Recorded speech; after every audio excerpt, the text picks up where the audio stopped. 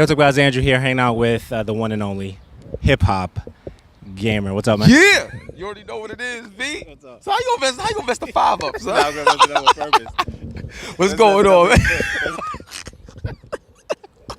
Sit over here. Yo, man, this is my brother right here, man, all day, son. I'm doing great, man. I'm blessed all the time. Got a lot of stuff going on, man. But it's just an honor to be on your show again.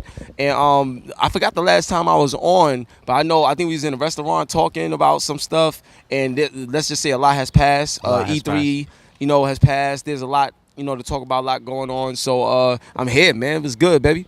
Yeah, so I'm excited because a lot of conversations that we've had very, very recently surrounded YouTube. Yeah. YouTube, a lot of good stuff came out for me out of E3. Yeah, so cause you a superstar now, son. My man stars. went viral. That's it, kid. Haitians, like that's how we doing it, son. So we're excited about all the stuff that's happening. But I was asking you to help me really better understand YouTube and distribution and content creation and the vision that you had a few years ago as it relates to how to properly get your stuff out there on YouTube and other channels. So that's how. So welcome. Yeah, so thank you. I appreciate it, man. Yeah. And here's what I wanted to tell you, and this is like a message very important for everybody, right? So over time, like when I first started in 2008, from a professional standpoint, shout out to Torrance Davis, right? A lot of people across the industry was more focused on their platform, like their channel, and because of the ownership and what they can control, right? And I get that. But then in the past couple of years, I would say maybe like 2 years, I just started thinking about things very differently. And I owe a lot of that to Gary V. Shout out to Gary V, VaynerMedia, the team over there. But there's a lot of things that I always knew, but I didn't act on because I kept overthinking and questioning things. And also I was listening to too many people more than I should. So I just said, you know what? I know what I'm doing. I'm gonna just do it. Whatever happens, happens. But I just betted on me and trusted in me. So when it comes to YouTube, let me break this down, right? Because it's not just YouTube. But currently, right now, when I stream on YouTube, Twitter, Twitch, Facebook, and Mixer. And I'm on Hot 97, Logitech G, my own personal platforms, and there's more platforms to come. One of the things I told myself, bro, is that I wanted to be the face of all endemic and non-endemic brands that make sense within the strategy of what I'm trying to build as a brand, right? So as we sitting here talking right now, you see I got the Spray Ground bag, right? You know what I'm saying? Like Spray Ground, they did a lot of cross deals with gaming, but I love the culture. I love the book bags. I love how they took a book bag and made it mean something more, do design and creativity. You understand? So hip hop is that design, creativity, culture, gaming, like all that stuff relates to me. So I was like, you know what? I need to be the face of this and bring the gaming side because that's something that don't exist there. So let me tell you how that all plays out. One of the things that we was talking about, I had said, if you look at artists, whether it's Jay-Z or Cardi B or Nas or whoever, right? When you listen to their music, you don't just hear it on Hot 97. You understand? You hear it on Power 105. You'll hear it on Z100. You'll hear it on the stations out in Philly, all hip-hop channels and outside of hip-hop or whatever.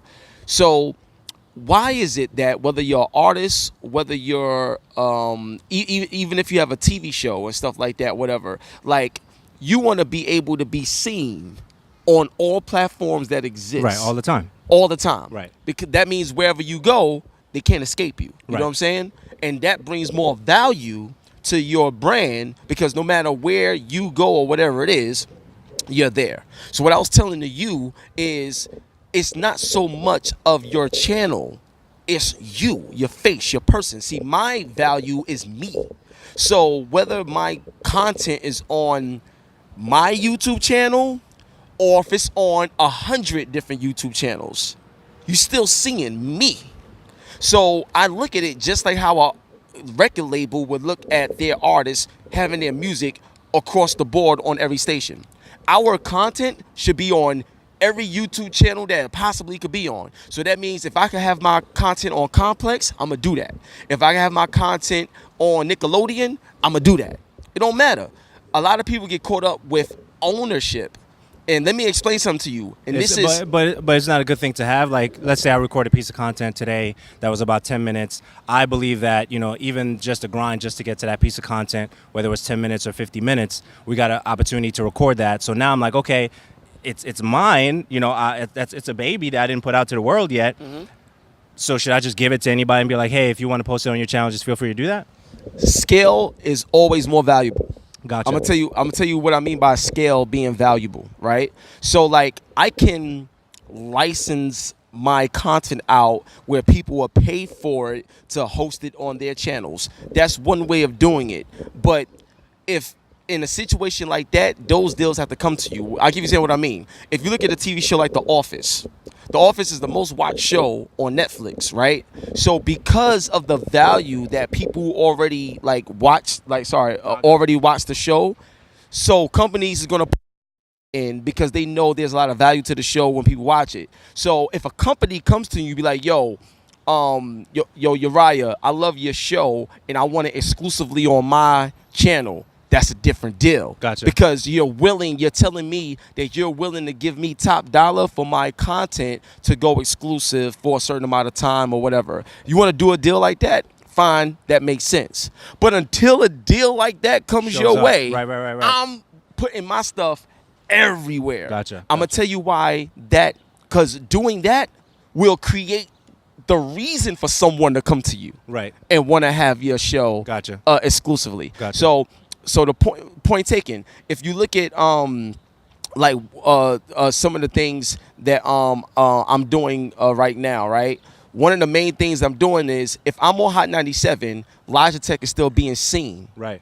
If I'm on Logitech, Hot 97 is still being seen. Gotcha. So when people see the unification of all of this, no matter where they go, they still seeing it. Right. That means that no matter what I do, my partners always generate value, right, no matter what I do or where I go. This content is your content, but it's going to be on, this right here is going to be on HipHopGamer though.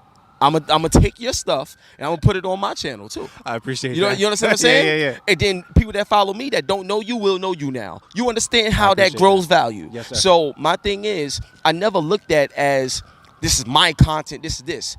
I'm not making content for me. I make my content for people. Right. You know what I'm saying? I'm just a vessel used to do it. Now, from a side of just being spiritual, I just want people to understand is that no matter how much we talk about ownership, nobody owns nothing. Like I'm gonna tell you what I mean by that. Right. Like God created everything. Everything belongs to God. Like period. We're just here having an experience so that we can leave our mark on the world. So when it comes to ownership, yeah, I can, I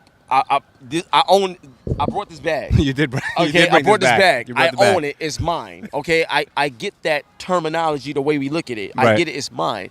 But at the end of the day, it's not it's when you have that mentality where everything is mine, then you forget about what it's for. Right. And what it's for is, if I can create something that's going to help somebody else, then yeah, this platform is mine because I created it, I built it, but I built it for everyone to take part in it. So it's mine, but it's not just for me.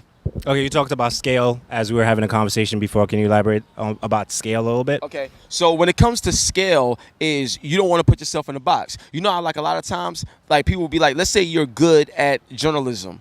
You're good at journalism, so just stay a journalist. Don't do nothing else because this is what you're good at. So a lot of times people dictate their value of you based on what they know and what they see. And what I tell people, you can't go on just by what you know because you don't got all the information. You don't got all the context. So for example, shout out to Amber, who we just talking to. I never knew she was an actor. Until today. I didn't until today. I never knew that. I just thought that she was a gamer and that's what she did because that's all she showed. Right. And now she's showing something else and she's making moves in that space. So at the end of the day, just because somebody don't know doesn't give them the right to determine or limit your value of growth. So what I mean by that in terms of scale is if you're good at something, make sure you put yourself in a situation where the world can see it.